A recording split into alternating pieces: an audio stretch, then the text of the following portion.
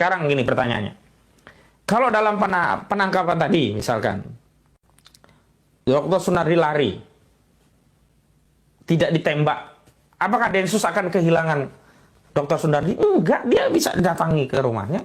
Kalau di rumahnya tidak ada, dia bisa tetapkan DPO, dia bisa cari. Masa negara yang begitu banyak ini nggak bisa menangkap seorang Sunardi, kecuali untuk Harun Masiku. Spesial, kalau Harun Masiku nggak akan ditangkap-tangkap. Itu aman itu.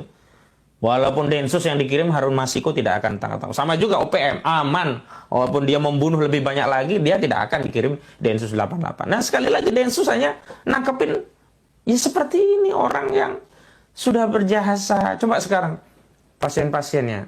Dosa jariah nih Densus 88, orang yang tidak tertangani oleh Dr. Sunardi tadi. Banyak orang yang kehilangan ini. Banyak sekali orang yang kehilangan. Sekarang saya mau tanya, apa sih salahnya si Dr. Sunardi? Oke, presiden apa, kejahatan apa yang pernah beliau lakukan? Kalau cuma terkait, oh, buktinya Presiden Jokowi juga terkait dengan Ustadz Farid Ahmad Ogbah. Kenapa? Karena Ustadz Farid Ahmad Ogbah pernah diundang ke istana oleh Presiden Jokowi, dan sekarang Ustadz Farid Ahmad Ogbah ditahan dengan tuduhan terorisme. Nah, kalau narasinya terkait, berarti saudara Joko Widodo juga harus ditangkap karena terkait dengan Ustadz Farid Ahmad Ogbah, dan Farid Ahmad Ogbah terkait dengan terorisme. Berarti saudara Joko Widodo juga bisa ditangkap dengan tuduhan dia telah melakukan tindak pidana terorisme. Coba kalau pakai narasi itu, bisa nggak? Bisa ditindaklanjuti tidak? Jangan kita ini umat Islam selalu dibawa ke narasi-narasi yang kita ini seolah-olah tidak punya logika, tidak pernah sekolah, tidak bisa mikir misalkan. Dan seolah-olah semua versi yang sudah dikeluarkan oleh Densus 88 itulah yang sahih, yang benar, yang tidak ada salahnya gitu. Makanya saya harapkan seluruh umat Islam untuk bahu-membahu mengadvokasi kasus ini agar tidak ada lagi lah darah umat Islam.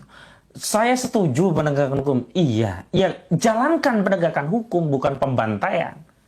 Penegakan hukum itu tugas penyidik, ya, itu membawa seorang yang dituduh melakukan tindak pidana sampai menjadi tersangka ke muka pengadilan. Itu tugas seorang penyidik. Nah, Densus 88 itu tugasnya adalah penyidik. Beda dengan pembunuh bayaran. Tugas pembunuh bayaran itu membawa orang, ya, yang ditarget untuk dibunuh, kalau tidak dibawa ke kuburan minimal rumah sakit. Itu tugas pembunuh bayaran. Sekarang saya mau tanya, apakah tugas Densus 88 itu penyidik atau pembunuh bayaran? Kalau dia pembunuh bayaran, ya begitulah caranya. Orientasinya adalah orang yang ditarget itu kalau tidak dibawa ke kuburan, dibawa ke rumah sakit. Tapi kalau dia sesuai amanat undang-undang adalah penyidik dalam rangka menegakkan hukum, maka tugas dan fungsi utama Densus adalah membawa orang tadi ke hadapan hakim untuk diadili. Maka tindakan-tindakan penembakan dengan apalagi jarak dekat, di belakang mobil strada, di depan, ini kan bisa ditembak tangannya. Kecuali jarak jauh, gak bisa kita nembak. Wah, kita mau tembak kakinya tapi ternyata kena punggung. Ini dari dekat. Kenapa ditembak-tembakan yang mematikan gitu?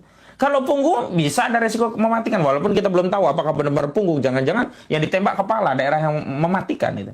Misalkan ditembak saja tangannya dari belakang, biar dia setirnya tidak bisa fokus gitu, atau kakinya lah, orang jarak dekat gitu. Kenapa kok harus ditembak dengan tembakan yang punya risiko kematian?